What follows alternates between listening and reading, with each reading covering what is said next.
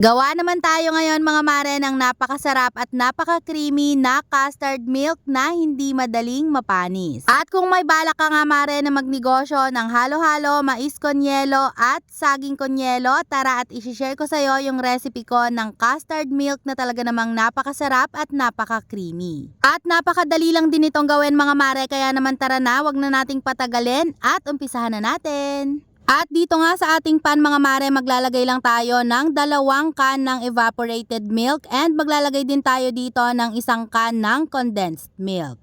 And next naman mga mare, mag-add lang din ako dito ng half teaspoon ng egg yellow na food color or yung light yellow na food color. Optional lang naman to mga mare, pero mas okay kung meron. Tapos ay i-mix lang din natin yan ng mabuti mga mare, and after nyan, pwede na natin itong isalang sa ating kalan. Dapat po ay nasa pinakamahinang apoy lang tayo. Tapos ay continuous lang po natin itong hahaluin at hintayin lang natin hanggang sa malapit na po itong kumulo, pero hindi natin to papakuluan ng sobrang bulwak mga mare para maiwasan natin na mag-curdle. And kung sa tingin nyo mga mare na malapit na nga itong kumulo, pwede na nating i-add dito yung ating egg yolk, pero dahan-dahan lang po muna ang paglagay natin dito para hindi mabigla ng pagkakaluto yung ating egg yolk. At ganito nga yung ginagawa ko mga mare, naglalagay lang ako paunti-unti ng ating milk mixture dito sa ating egg yolk, and after nyan ay pwede na nating ihalo dito yung ating egg yolk. At para po sa mga magtatanong kung bakit kailangan pa natin gawin to, para po maiwasan natin na magkaroon ng buo-buo yung ating custard milk. At kapag po okay na, pwede na nating ihalo dito yung ating egg yolk at imimix lang natin yan continuously para po maiwasan natin na magbuo-buo at para po maiwasan din natin na kumulo ng sobra itong ating custard milk.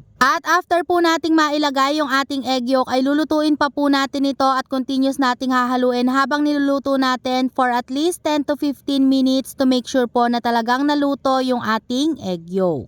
And after 15 minutes mga mare ay okay na, so pwede na nating i-turn off yung ating kalan, tapos ay papalamigin lang natin to completely. At ganito nga mga mare yung magiging itsura nito kapag medyo lumamig na, tapos itatransfer na lang natin to mga mare sa ating lagayan bago natin ilagay sa ating mga ref. At kung mapapansin nyo mga mare ay medyo malapot na yan, pero kapag nilagay po natin yan sa ref ay mas lalapot pa po yan. At ayun lang mga mare, ganun lang kadali at meron ka ng napakasarap at napaka-creamy na custard milk na pwedeng-pwede mong ilagay sa mga halo-halo mais con yelo at saging con yelo. At hanggang dito na lang mga mare. Thank you so much for watching. Keep safe and God bless!